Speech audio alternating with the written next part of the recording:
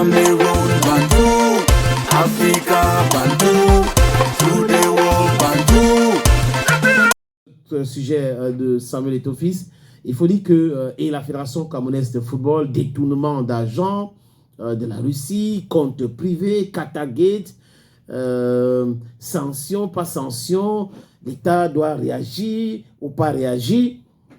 Sam Séverin Ango, vous le savez, si vous le connaissez, peut-être pas. Pour ceux qui ne le connaissent pas, Sam Séverin Ango a été chroniqueur sportif. Il a été autour des Lions indomptables depuis au début de sa carrière d'homme des médias. Il a travaillé avec Maïbi. Il fait partie de ceux qui étaient les communicants pour le Sinafoc, créé par Maïbi. Sam Séverin Ango a fait beaucoup de médias à Douala, je crois, 1, 2, 3 médias, non 4 médias à Douala. Et aujourd'hui, il dit qu'il travaille à la communauté urbaine de Ebolova. Donc Sam Séverin Ango était un critique farouche de Samuel Eto'o-Fils et de la FECAFOOT. Il disait des choses sur les antennes, vraiment, bon, lui, il dit clairement que c'est comme ça qu'il pensait ces choses-là, jusqu'au jour où il a rencontré Samuel Eto'o-Fils, ils se sont expliqués. Et il est sorti de là avec d'autres choses, une autre façon de voir la réalité de ce qu'on lui racontait. Sam Séverin Ango n'est pas resté indifférent.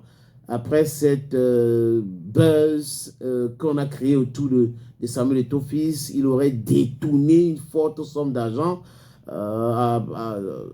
Il a fait virer l'argent du match amical Russe-Zocha, Cameroun par le Qatar, par son compte bancaire au Qatar, Qatar National Bank.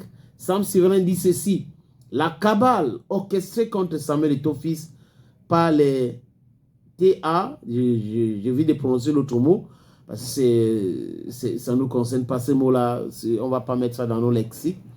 Dans notre lexique, on ne va pas mettre ces mots, par les Prunjitap de Tali, par Prunjitap, est tout juste dégueulasse. Donc, il trouve que c'est dégueulasse, les attaques que pour lui, c'est les Prunjitap qui sont derrière cette attaque-là. Donc, bon, c'est Sam Séverin Ango, je prends quelques commentaires.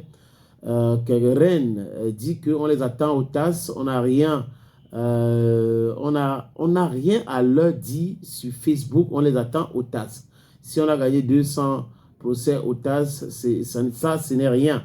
Voilà les commentaires. Il y a un autre commentaire ici qui vient d'Adamo. Je déteste l'idiotie.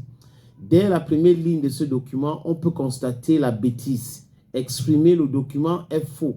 La Fédération de football de Russie est connue sous le nom de Russian Football Federation en langage anglo-saxon et non par le nom Russian Football Association. Les analphabètes des quartiers malfamés qui ont fait ce document sont à l'image de leur commanditaire.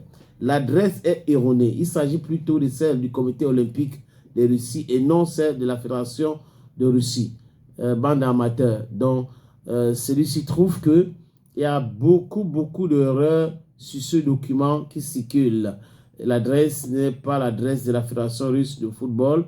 Et c'est le comité olympique russe. Et le nom de l'association, ce n'est pas Russian Football Association, mais c'est Russian Football Union. Voilà. Russian Football Union, and non Russian Football Association. Voilà donc certaines vérités qui commencent à sortir. Les gens sont en train de fouiller et regardent bien pour voir ce qui se passe. Le document est vrai, faux, qu'est-ce qui s'est passé. Donc, c'est bien. Certaines choses sont ça sortent pour que la vérité éclate. C'est aussi ça, les amis.